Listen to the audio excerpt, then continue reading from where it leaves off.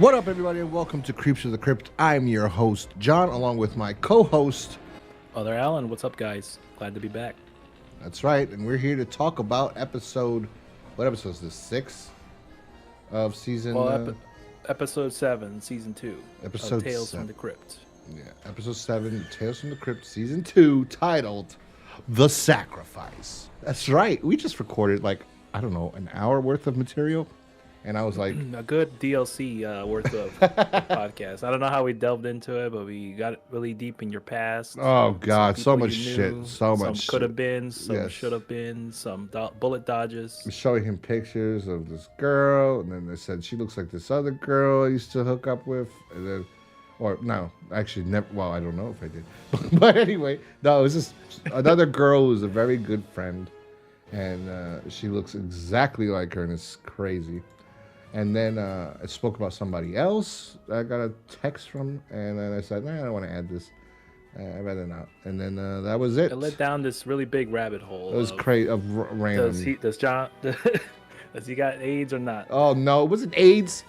You think I said HPV, not AIDS? Nobody's got AIDS. I know. I wanted to set up the Sopranos joke. Yeah. So here we are. We're gonna talk about episode 7 of season 2, called "The Sacrifice." In my opinion, this is the weak episode. And this is not more weak than last. I mean, to put these two back to back is a real fucking bummer, to be honest. But anyway, "The Sacrifice" aired on May 15th, 1990, and was written by Ross Thomas and directed by Richard Greenberg, who also directed Little Monsters, starring Fred Savage and Howie Mandel, which was like... Yeah, fucking classic. Yes. I remember watching that as a kid. So bad. But we all watched it as a kid, and then as you know, your parents back then, or your grandparents, whoever's raising you, they just keep on putting tape, putting it in to leave, don't bother. Yeah, just leave me. Yeah, just leave VHS after VHS, and you just do what you do. Yeah, I remember. I don't remember a whole lot about that movie. I just remember it being weird as fuck, and yes, there are a lot of people in there. That guy is the dude from Home Alone in that too, right? One of the wet bandits. He's in like the dad. Oh, I think he might be. Yeah, Daniel Stern. I think he might be. Yeah, Daniel Stern was the dad in that movie. Yeah. Little Monsters. He and played Howie Maurice Mandel before he got famous with his reality shows or the gaming shows, right? Well, he first had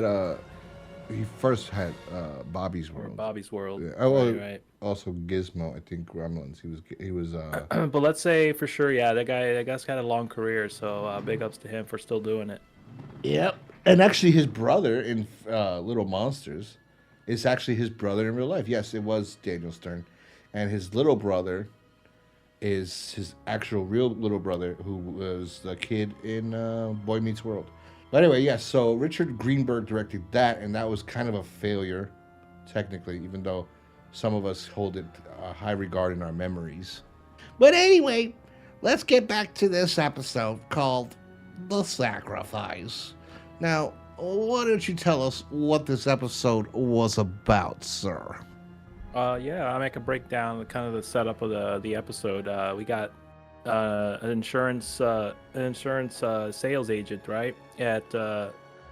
Happens to get called into some rich tycoon, tycoon's hotel, and they just kind of are working out a deal to set up a new life insurance policy. Set it up for his wife, and no, not for his wife. It's for him. He wanted a new policy. Well, yeah, for his wife, so that she's the beneficiary. Yeah, that's what I meant. Yeah. Well, actually, we don't know that. They never really say. They say he was going to buy it, and he approached this guy to buy it, right? And then, and then he. Well, I don't get it. He wants 30% commission. Do you know what these fuckers make on this commission? That was the thing when I was like, okay, they already let you not like the main character, right? Or the guy we're supposed to feel bad. He's like a crude guy with a southern accent, and he was trying to get some extra money off of like him getting the sales guy getting recommended by a friend of his. Yes. In the first place, it was weird. I don't know. Like, you're right. How much could that 30% be? This guy already got $9 million worth of estate. That you find out later. Well, this is what it is, right? So real estate agents, they only get, I think, it's like 7% or 5% commission from when you sell a building, right? I don't know because Yeah. we never paid 5%. That's we 1 or 2%. They say you'll get 1 or 2% if you want to sell this building. You ain't getting no fucking 5%, and I'm not signing a deal with you, right? So let's say insurance agents has to be a very small amount, right? Whatever they make of the actual, because they're selling the policy to this guy for the company, right? The fuck you gonna get? Like, how much It's already percentage? off to a weird Yeah, start how with much some of percent? this, Yeah, how much percentage is he making? And then you want to take 30% of whatever he made? You know? I was just like, holy shit. But Yeah, I already know. Like this guy's. Yeah. This gonna is he's supposed to kind of dislike him. it actually opens up with we're seeing that guy who's, I don't know. I've seen him in things before. I forgot what. Well, movie. yeah, the state agent guy. Yes. Yeah, he's played by Kevin Kleiner. He's like I know him from a lot of the stuff like family movies and stuff from the '90s. He was in Smart House, that Disney movie, that TV movie. That he might have been old for that one, but that was like the one I watched growing up, and a couple of other like random anytime you need a dad, he's gonna play the dad in the show or movie, right? I think he was in like that Home Alone 3 direct to DVD movie. They know how they were putting out all that shit back then. Bunch of direct to DVD sequels of Home Alone. He was in Home Alone. In Home Alone 3, yeah, there's a Home Alone 3. Yeah, I know that one. That's with that ugly kid that nobody gives a shit about. I forgot. Yeah, so he was the dad in that one too. So that's kind of how I know him. So he plays this he plays this guy here. And no, yeah, like you said, the episode starts with him in the elevator, and then it's sort of some other some babe comes in there, and played by Kim Delaney as Gloria. She's gonna be important to this episode. Yes. As we progress, and yeah, we talked about her the last episode. I think I don't know if we made it in the final cut. I didn't. But yes. Kim Delaney and NYPD Blue connection. Since you're a big fan of it. I have not edited that episode yet, so I have no idea. So yes, that was another thing we talked about. How behind we were, so far ahead, and we're like, yeah, we were so far ahead. Now we're behind. I went on vacation. He went on a business trip. We haven't spoken at all, and we spoke about all this shit. In the we talked about this episode. In the last the setup of just talk about who's in it, pretty much. But anyway, so he meets Kim Delaney. Kim Delaney is so hot, and then when I also watching this episode, I was like, she should have had a much better career. She had a good career, mind you. NYPD Blue for 5 years is a good gig, right? Yeah, it was a premiere show at the time, right? Yeah, and yes, it was winning. I believe, if I'm mistaken, the first year Sopranos aired, NYPD Blue was still on TV, and it was getting Emmys, and they were beating the Sopranos people that first year. Then the Sopranos took over. But anyway, she's in this, and she's gorgeous, and we get to see her body. Unlike Terry Hatcher, who decided not to dress up, definitely some issues there. I gotta find Fred Decker on fucking Twitter and message him about that episode and be like, listen, bro, what happened?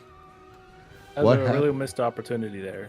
Like the shows have been about those hot sex scenes. I mean, say what you will. I know. I mean, at least Amanda Plummer did it. She wasn't shy. And you saw it. And Kim Delaney did it too in this episode because you could see a partial nipple. Okay. It's very very quick. You gotta be slow on that. And I was looking. You gotta be quick on the pause button on that one. You might have to download it and throw it up on VLC and just get it on super slow motion. Yes, that's what I did. I have it on. I was surprised at least we got as much skin as we did with coming out of here. At least, you got a little bit to whet the appetite. He's selling this guy, who our lead actor is Kevin Kleiner, like you said, right? What is he? His name is James, and he's selling life insurance to this rich asshole whose apartment is supposed to be like this. This is another thing that bothered me. the apartment was supposed to be like this big deal, right? Like look at this. This is the Yeah, it's like the smallest It's apartment so I've ever seen. shitty. It's so shitty. It's not even that great. They don't show the kitchen. They don't show the bedroom. They don't show the other. They just show one room. That's the one room with the balcony. That's the only thing they show. 2 chairs. This is amazing, and it's the penthouse. Yeah, so you know the thing it's about amazing. it was the view, but everything else kind of sucked. We The didn't get view to see anything sucked else. too. You couldn't. They said, "What do you see out there? Ocean." No, you didn't.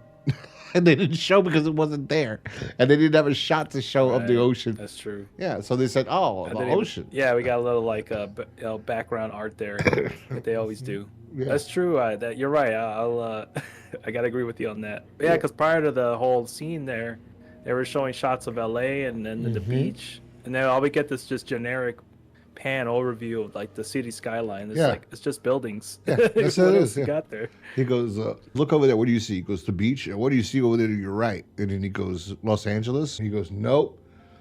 What you're looking at is the money, pussy, and bullshit capital of the Western world. And I was like, oh, that's a good line. Which I don't know what the fuck that means, but yeah, he had some good lines. There's that line before they go on the balcony talking about like the greatest things and the greatest things to have or something like pussy and money or something. Pussy and money, yeah. That was a funny line he made. Yes, that's right. Later, where he says they're looking at the pussy and bullshit capital of the West.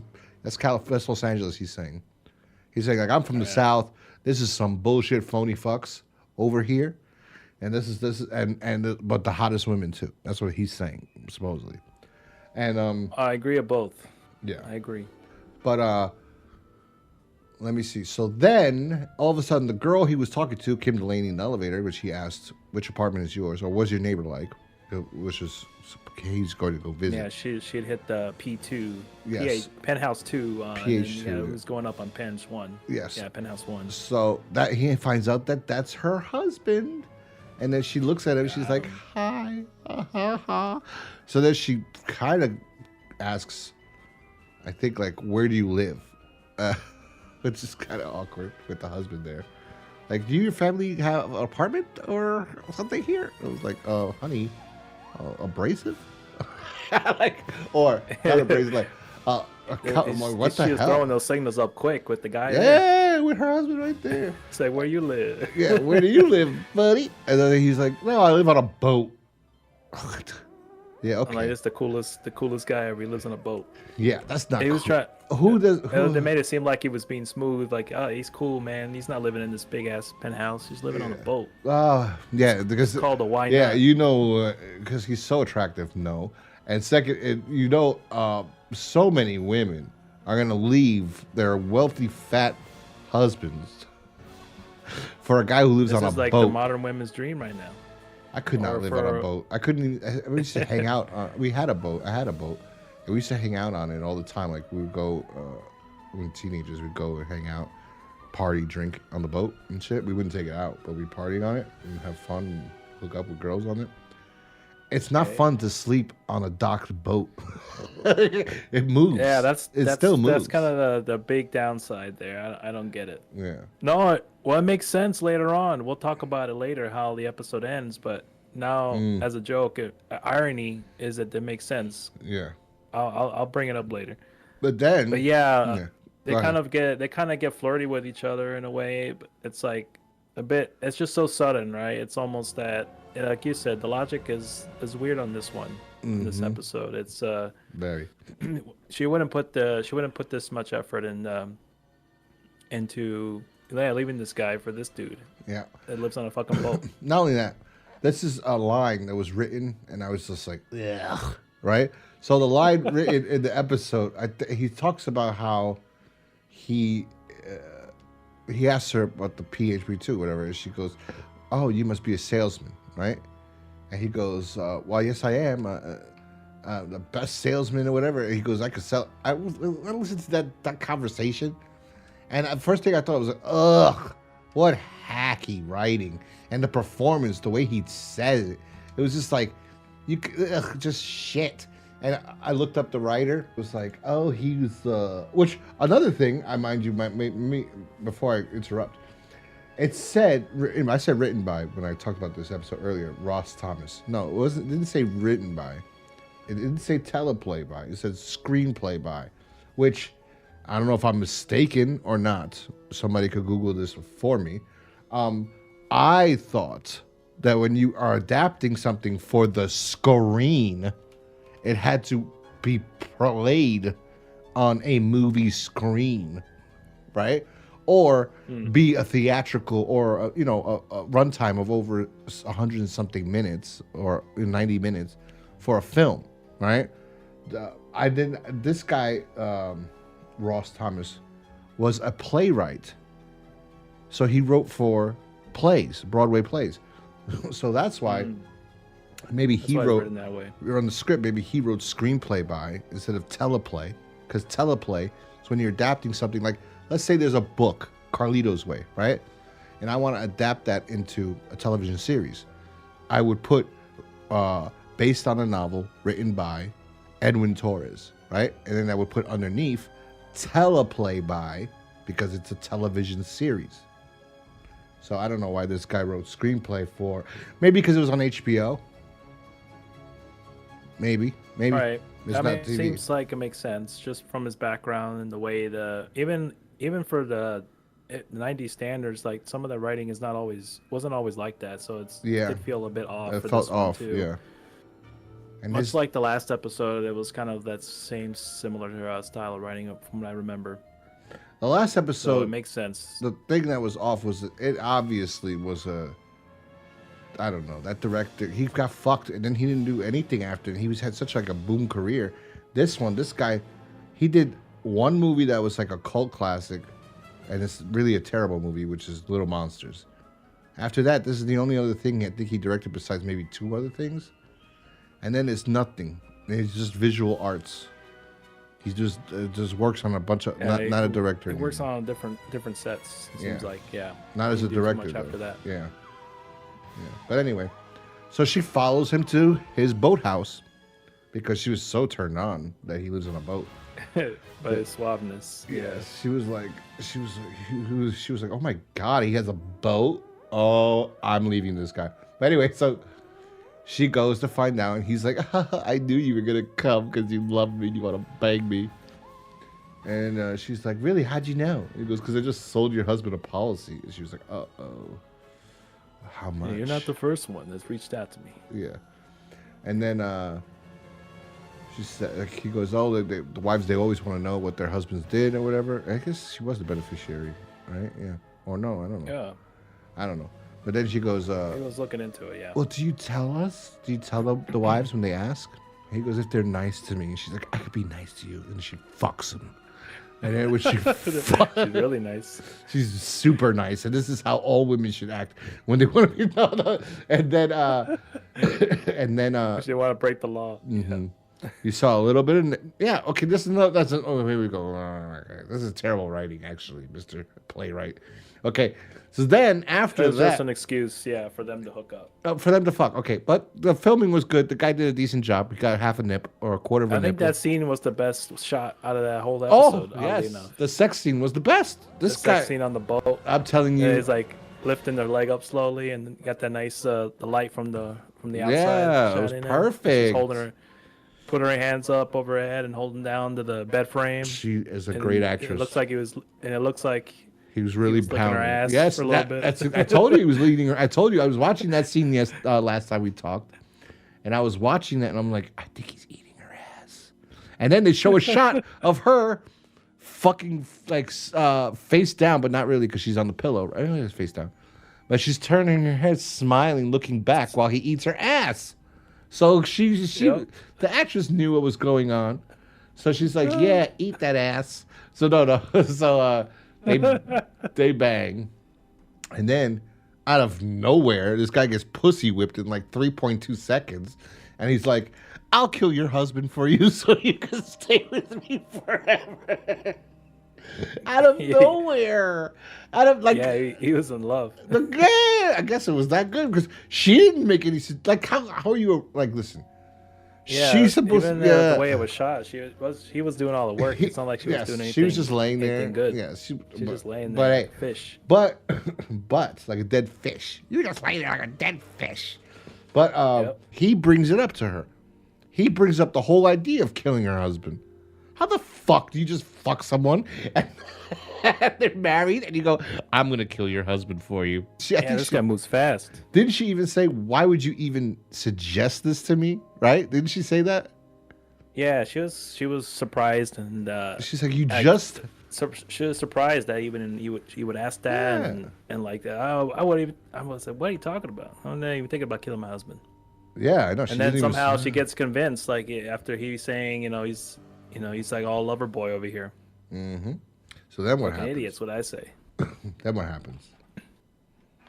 Yeah, so we cut back to the scene of the shitty apartment again, and he goes to hand over what was it, some money for the whole deal? Oh yeah, his percentage is cut that he wanted in a big ass envelope. What logic does it make? I want your commission, 30% of your commission, which is of my money that I'm giving you. Right? Wouldn't it be? I'm not gonna give you. That doesn't make any fucking sense. The whole thing was very contrived. Convoluted. Like, it's just a way for us to think the guy's an asshole, and then he got what he. He got what it was deserved. Yes, yeah. So then he hands him an envelope with money. He goes, they go to the balcony. Then, he goes to the balcony, just talking bullshit, and he's like looking around, acting sus, and she's over there in the corner drinking wine, and they just sort of throws him off the balcony, and he's holding on for dear life, and they're struggling. Yeah. And then I really liked the shot. The shot was pretty cool. I'm curious how they did it, but like the shot of him falling down. I think they probably like bungee cord somebody. Yes, yes, he had a cord. It looked cool. It was actually pretty cool. I was trying to see if I could find the cord, but it did a good job on that one. Yeah, that was probably another cool scene. They do that. They used to do that a lot, though. They used to do like in they did the same shot in fucking what was the movie? Twice. Lethal Weapon, when the girl jumps off. The music, yeah, I was thinking too. The music is I like it, but it makes the whole episode seem very cheesy, like a soap opera. I don't remember the music. That tells it's like you a right lot there. of jazz and a lot of saxophone in the background. Generic 90s film noir, love background music. See, I have a feeling. I wish I could. I had the DVD. It's in storage. I could watch. I have a feeling that a lot of this, season 1 and 2 and 3, was these people that worked on several movies together, and these producers that enjoy each other's company, right? Deciding on going, you know what? We should do, because they all loved EC Comics. They decided to do this, and then they said, we're just going to hire our friends. Right? Kind of like the, so I was going to say kind of like the WWE when Shawn Michaels was in the Clique, and he was like, I'm only going to work with my friends, the Clique. But anyway, no. So that, like, because people that Could be possible. Like people who have no business directing sometimes end up directing. I'm not saying this guy doesn't have any business directing. I'm just saying, like, he's not known for directing. That's what I mean. And like, there was another guy. Got lucky to direct, two things pretty much. It seems like a guy that just works on like a crew. Yeah, and there was another fuck who worked. I forgot what episode it was that I was. Well, Arnold Schwarzenegger. Why is he directing? He just wanted to direct. But there was somebody who directed an episode of season 1, I think. I guess maybe the girl from Pet Sematary, but Pet Sematary was a hit, so I can't really say her. Filmed the same. Yeah, I think we could safely say he got no business directing. So that's just look at his IMDb. That speaks for itself. Yeah, well, that's how I'm looking. But good for him that he had an opportunity, though. Yeah, but that's what I'm saying. Like a lot of these directors or writers are people that they probably worked on something else. Like who was it? It was a visual director worked on. Maybe it was Till Death. I think it was Till Death. Yeah, that's what it was. Because it was Till Death. Till Death was directed by somebody who did the same thing, but he did a good episode. Who didn't direct things. He was a special effects artist. I remember. That's what it was. Right. Yeah, we were like, the director's not a director; he's a special effects guy, and he did direct like 4 things. But this is like you doing your friends a favor. Your friends want to fucking direct. They wanted to direct forever. You know what? They're good. They're good at visual. Whatever the fuck else you hire them for. And you go, no, I got this opportunity. I got this money. I'm gonna let you direct your own episode. So that's what it seems like for the most part. Is sometimes with these, when you look at the name and you're like, what the fuck? It's like, it was Chris Wallace was the one that directed Till Death, which was great. And then this one is this guy, and it's not a horrible episode. It's just like this podcast episode. It's just a boring one. But it was better than the last episode, yes. for sure. Yes, but it's not saying much because that one nothing really happened. At least there's something that happens here. No matter how contrived the episode might be, at least stuff happened. Yeah. So he throws him off the roof, and then the police come, and then they interview the wife, and she passes. They're like, we don't think it's the wife. And all of a sudden, this fucking freaky bastard of an actor, who every time I see him, he can never play, like, I never think I've ever seen him play a nice, normal person. Like, I know him from, he plays a character in the video game series I like, Splinter Cell. He voices Sam Fisher, but he's a bit more subdued in that one. He's actually like a cool dude with a dry sense of humor. But yeah, you can automatically, it should trigger because this is like coming off of him being in Total Recall as the villain, right? Yeah. So it kind of you're gonna suspect he's gonna have something to do with what's going on here. Mm-hmm. So that kind of what made it a little bit predictable. But otherwise, Michael Ironside is fucking cool. He's awesome. Yeah. He's done a lot of good movies and work. Well, I know Michael Ironside as a guy who's always the bad guy. He's just always the bad guy in almost every movie he's in. And here he comes and he's presenting himself as a friend. And then all of a sudden he's like, I've been stalking this bitch because I used to fuck her. And then I introduced her to this asshole, Sebastian, who decided to steal her from me. And she was ready to run because he's wealthy. Because look at this beautiful, enormous apartment. How much money do you think they saved? They filmed in 3 locations. An elevator. That's true. An apartment and a boat. And then a marina for the exterior shot. Yeah, the fake balcony. I mean, come on, man. They must have saved a lot of money. Then with the director and the writer, they saved a ton of money. I think it went to Michael Ironside. So he's man, the biggest star in this episode. It turned south really quick because he was the guy that recommended the husband to hire this guy to do all this business that the whole episode's based off of. Because he was the guy that you mentioned earlier. His name was Jimmy, right? Oh, Jerry. James. Oh, yeah, Jerry. Yes. He was the boss of this guy James's company. Yes, he's the one that sent them. He's the one that knew this guy's a fucking idiot. He'll offer to kill your husband. Oh, spoiler alert! Too late. Sorry. Yeah, that's what happens. So, but first, before we get to that part, let me just ruin it because we're going way too long with this episode already.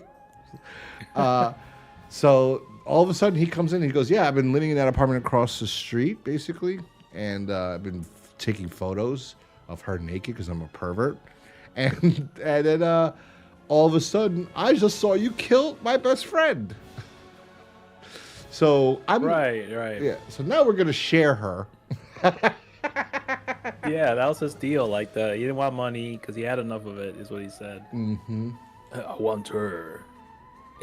You see, it says... from dusk till dawn to just to have his way with her. It says on IMDb, but I looked at the intro of this episode and I did not see based on or story by. I did not see story by anybody, so I don't know. But on IMDb, it says that this episode was also written by Stephen Dodd. But it doesn't say that I didn't see that on the episode when I was watching it, so I don't know. And it looks like they're both credited, him and Ross. Yeah, on IMDb, but not on the episode. I've not seen the name in the credits of the episode with the story. But anyway, I have to try looking at that again. Yeah. So and this is the part that really pissed me off, right? They go. Yeah, that's the weird part. This is the best part. She comes in one night. He looks miserable. He hasn't shaved since 8:00 in the morning, and he's just like drinking now. He's just like, oh, I got this beautiful apartment and the woman of my dreams, but I have to share her. Now. Yeah, I'm getting cucked out. And then when you find out how he's getting cucked out, it's even better. Because this is another thing too. This is bad writing. Mm-hmm. If Michael Ironside has been obsessed with this bitch and was dating her before his friend Sebastian, before she got married to him, right? Why, if he wants to share her, is he gonna make her go to the streets and have sex with bums? It was very weird because that's what she said. Coming back home another night, and they mentioned that was 3 months later. For 3 months. 3 months. That's the biggest. That's the biggest. 3 months, and they didn't come up with that idea to kill him. Yeah, 3 months. So like they did this 3 months so that this guy could just have a mental breakdown and eventually we didn't kill him. Yeah, kill himself for feeling bad for doing this. Taking melatonin and then 48 melatonin. He got killed. This is the thing, right? Nebutol, I think it was Nebutol. Yeah, Nebutol. I was saying as a joke. Yeah. I know. I was trying to think because I remember I was watching that scene and she said, but I couldn't hear it, and I was like, "Did she say Nebutol?" She read it. You can kind of see the name of it. Yeah. Oh yeah, that was the thing I was mentioning. To having trouble falling asleep is one of the things it says here that it's for. Because remember I mentioned earlier in the episode, like that's why. How are you gonna be enjoying to sleep on the boat? Because he's taking drugs to fall asleep on the boat. Mm-hmm. Now we know him living on the boat caused him to get killed. Yeah. For being an idiot. The boat. The why not? Oh, I mean, you want to hit it over the head anymore? Oh, it's such a cute name for a boat. Well, don't you think so, Sebastian? Yeah, the first time I heard it 300 times ago or some shit. But that scene was all right. So he killed himself. So he took 40 something of them, right? And then she goes, "What you do?" She said like 48. Yeah, and then he goes, "Read the note." Right? And it's all dramatic. Yeah, it's like nice cursive and shit. She goes, she starts to smile. She doesn't smile. Just saying, I killed the husband. She's had nothing to do with this. Yeah. And what the weirdest part was, after that, she goes back to Michael Ironside like in his parked car, mm-hmm. and then did you burn the suicide note, or did he have one? And she burned it. But like, what was the whole point of them going this there for 3 months? You could have just killed this guy in like a week after. What was the end game of this? Because they didn't plan on framing him. No. They burned the evidence. It's so stupid. Well, that's what was so weird about it. Why would she stay there? Why would she go out in the balcony when she knew that Sebastian was gonna get thrown over, right? And Michael Ironside was gonna take pictures. Why would she? I guess because he could rat her out, right? But she never asked him to kill him. Another thing is they could have just been bluffing and just made it up to lead him to believe that. I mean, for all we know, they could have just made it up. Made what up? But it's still so contrived. Like, why do 3 months of this and having him think that she's getting railed every night? What the hell? I don't understand the logic of this one. Yeah. Not the worst one, but it definitely is weaker. I thought I initially liked this episode the first time. I guess I might not have been paying attention or it was high or something. But I watched it again. It's like, what the hell? This shit makes no sense. I know. I figured, what's the point of all this? They could have just killed this guy like a week later. Why 3 months? Yeah. And they weren't even gonna frame him. Or Kevin Kline or whatever, James could have killed Michael Ironside fucking the next day. Yeah, there could have been a chance that he could have killed him. Let's remember something here, okay? Because this is imaginary world we're living in, right? Oh, this is film, right? He works for him. James works for Michael Ironside. So Michael Ironside said we have to share her now. I want her from this time to this time every night or every day, right? The whole week, whatever. Yeah, dusk till dawn. From dusk till dawn, whatever the fuck. Okay, yeah, great. Okay, so this motherfucker's at work. He has to work with this asshole, that's the boss, and then the boss gets to go home with this girl, and he has his dick in his hand. Yeah, that's weird too. Yeah, did they they just keep going to work like normal. He goes to work, Or- and the or- guy never gets to see her. Then was he in that apartment? Was he in that apartment for 3 months? Just got depressed. maybe he quit. Yeah, Maybe he that quit. was weird. I don't know. I was just like, ugh, whatever. This is just dumb. It's just a lot of questions left unanswered Yeah. from a logical standpoint. But as I said the first time, I didn't like this episode. I don't hate it. No, it could have been better. There was a good concept here, but it just wasn't. I don't think it was just handled right. It's better because than the last episode because, well, Kim Delaney there's sex involved and there's real sex. It's not bullshit kissing and then a silhouette of her kissing behind the background of a beach and you could even, whatever the fuck that was in the last episode. But yes, it gets the episode because of that. Kim Delaney is really good. Michael Ironside is really good. Dan Hood's really good, and Kevin Kline or whatever his name is, he was okay. Everybody was all right. It's just the script wasn't Kilner. there. Like there was a lot of questions and just very contrived. They could have handled this better. They didn't need to do all this shit for 3 months, or they could have done it better. Like have him fall off the balcony too, or something. I don't know. Yeah, or her It would've made more- her it would've throwing. made more sense Why wouldn't she do that? No one would believe. Right. Like if he threw her over and they were struggling, she could have just went and fucking threw. Well, no, or Michael Ironside could have been hiding in the house, and he could have ran out and thrown him over. Throw both of them out. Yeah, it made no sense. I understand the writing. I don't know. Everything was contrived. That's the biggest problem because everything has to work in a certain fixed. What's that? What do they experiment? Right? What do they do when they want to do? They take an experiment. They put it. I don't know. Anyway, but this doesn't work unless all these events happen together. Like unless he offers to kill her, well, he could just fucked her and that was it. Then what happens with their plan? Right? Then what happens to Michael Ironside? There's just too much going on in that one. Yeah, because then it wouldn't work. Oh, he fucked her, and he's like, "Yeah, that's it. This is what you're gonna get. That's it. Game over. I'm not planning on stealing somebody's wife, especially some wealthy person. I'm not gonna commit murder over some girl I just had sex with, literally 60 seconds ago." I'm thinking of ways on how it could have been improved. Like I could see something to the effect of like a triple down effect. He helps kill her husband, and then he kills her as like the twist at the end. They could have poisoned him. Could have done something. They could have poisoned not Michael Ironside. They could have poisoned James because he was living with this girl at night, right? He was in the. There's so many times. Yeah, they. That was a stupid one. The ending was killed stupid. him after he fucked him. The ending was stupid too. The only good beneficial part because you're like, wait a second, the bad guys are getting away. This is like the first time the bad guys don't get their comeuppance, right?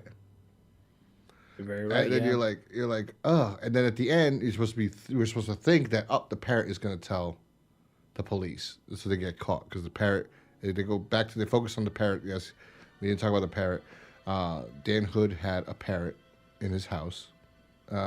He goes, I love this animal. He's the best animal in the world. Well, by then they could have been Sebastian. They could have just gotten out of town already. So I don't know if it really mattered. I don't What do you think they mean? would have gotten caught. Oh Well, yeah, if kind they of left, alluded but with they're the not last leaving. shot of the Oh, episode with the parrot. Like, oh yeah, that's something that could be happening. But the cops have been long gone. Like, who's watching these birds? Yeah, they'd probably be that's dead true, by yeah. then. No, he just killed Like, himself who when the else? birds said it. If they left the house, yes, and nobody fed the birds, yes. But they didn't leave nothing. They didn't leave anything. There's nothing there. I mean, I thought the cops would have been seemed- watching her. She would have been suspect number one.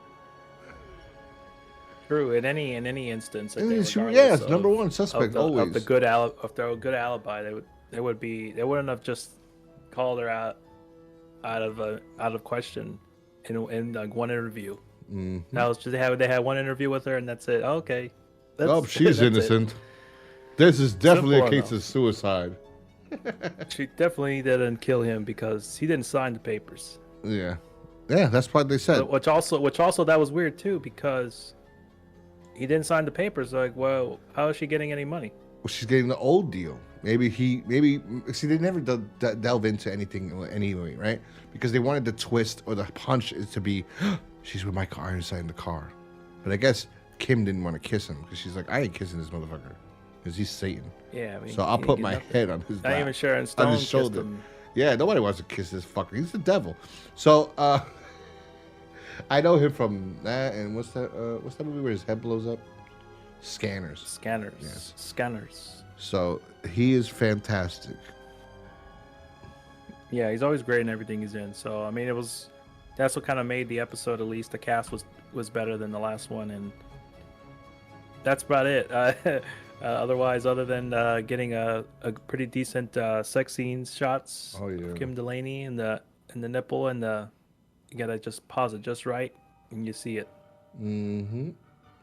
But otherwise, it was fairly hidden, and the performances are good. It's just the script could have been simplified. It didn't have to be this contrived, and even if it was confusing, when you put it all together, it just makes no sense logically. They could have just rewrote this episode. Personally, it's better than the last one, but yeah, this one is not as good as I thought it was, or I remembered it was. So what do you rate it? I'm gonna have to give it what did we? I'm trying to remember what I gave the last one. I gave the last one a 1. A 1.5. I give it a 2 out of 5. Otherwise, for just the Kim Delaney shots. Yes, I give it a 2 out of 5 also. The same exactly. Yeah, that's right. Last one's still pretty bad, but I think we got a couple more. Well, the last one's worse because that are bad. The last one's worse because that actor sucked ass, and Terry Hatcher was like just bland, and it was even the fucking zombie looked shitty at the end of the episode.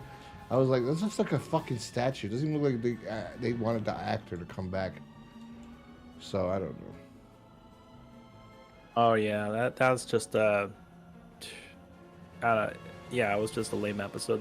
That was not much going on in it. Yeah. Definitely a filler episode. Yeah. Yep. I'll give it 2 that's also. It. Yeah, that's I think we're both in agreement for that one. Sacrifice a little bit better than the last one, but not that much. It's weird getting these two back to back. That sucks. It's terrible. It's terrible. Whoever decided to do this, but I will say one thing I forgot I was going to say earlier. I do want to give it up to whoever casted the series in general, at least the first 2, because they did a good job. Obviously, we know Zemeckis chose his wife because it's his wife, but same thing with some of the other directors.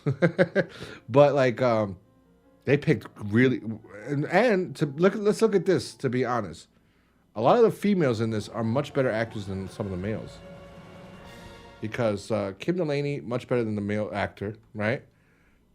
Name-wise, not name-wise and acting-wise, I will say, right? So for sure, Kim Delaney is much more talented. It wasn't great. Terry Hatcher was still better than that photographer. That photographer guy, yes, that's what I was gonna say. She wasn't that good, but she was better than him. And then the Michael Ironside episode has Michael Ironside, right? This one, The Sacrifice. The last episode, The Thing from the Grave, had that Spanish guy that we both like. I forgot his name now. It's one of the best villains in anything. The one before that had another good. They always have a good actor. The one before that had the guy from Death Wish 3, and he was the best actor out of the other 2. His wife and you know what I mean. So they always have a except for Till Death, because Till Death did not have either. Till Death, I don't know. There was 50-50 between the actress and the main guy. She ended up being better. If I had to pick one, the girl was the better one. Yeah. Later on in the episode. Later on.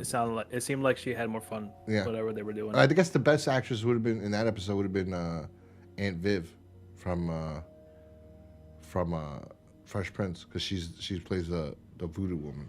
So she was probably the best actress there. Right.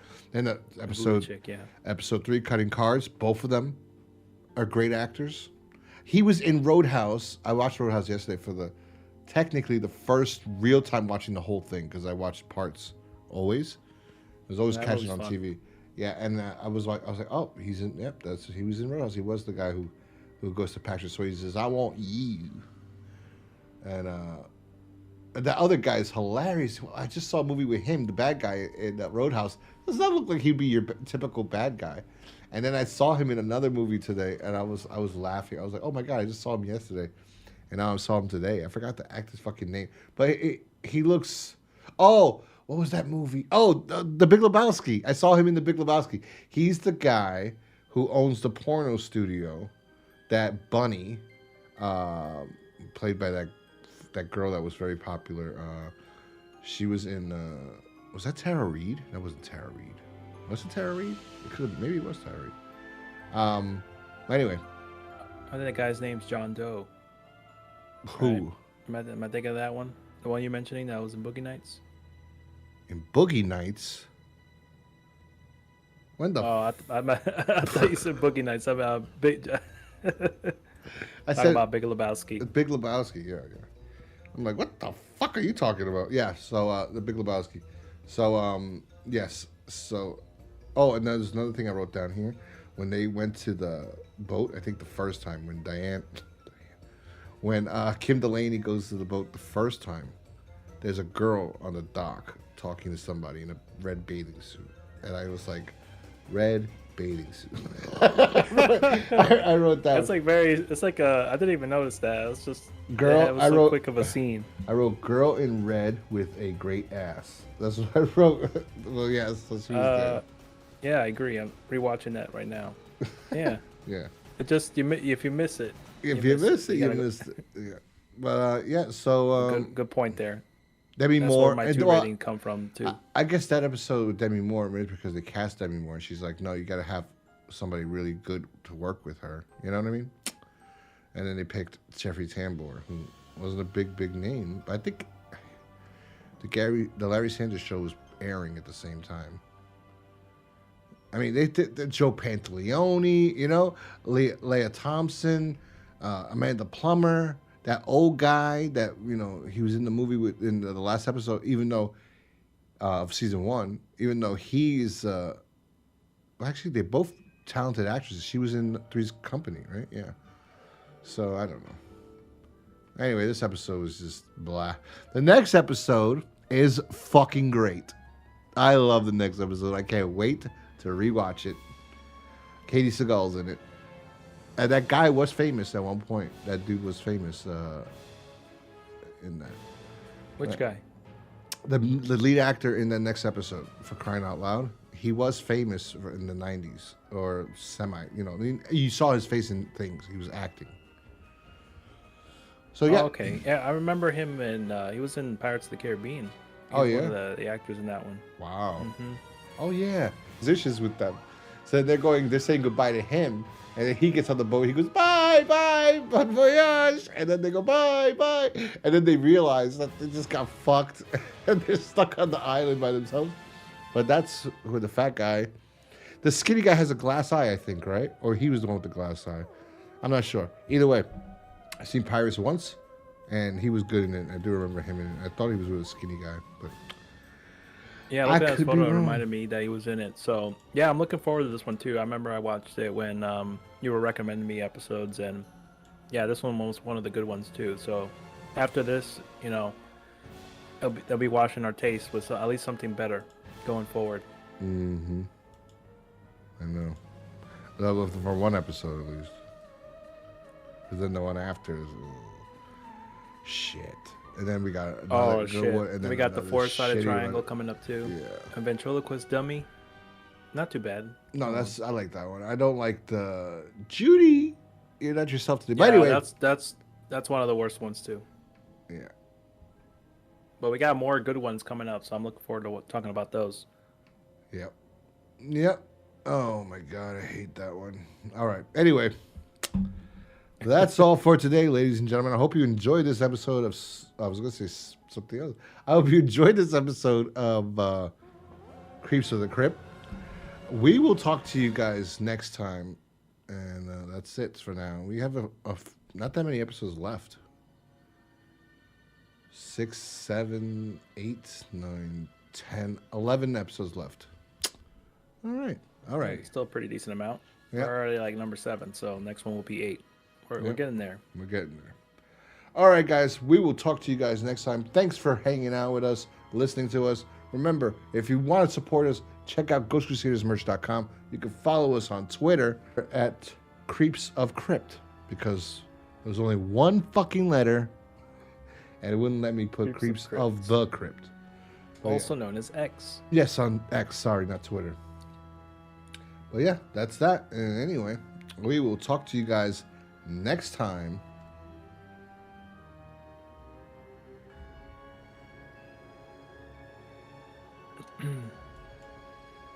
I was waiting for you to say peace. Oh, I thought that was the end of it. Peace out, everybody. Peace.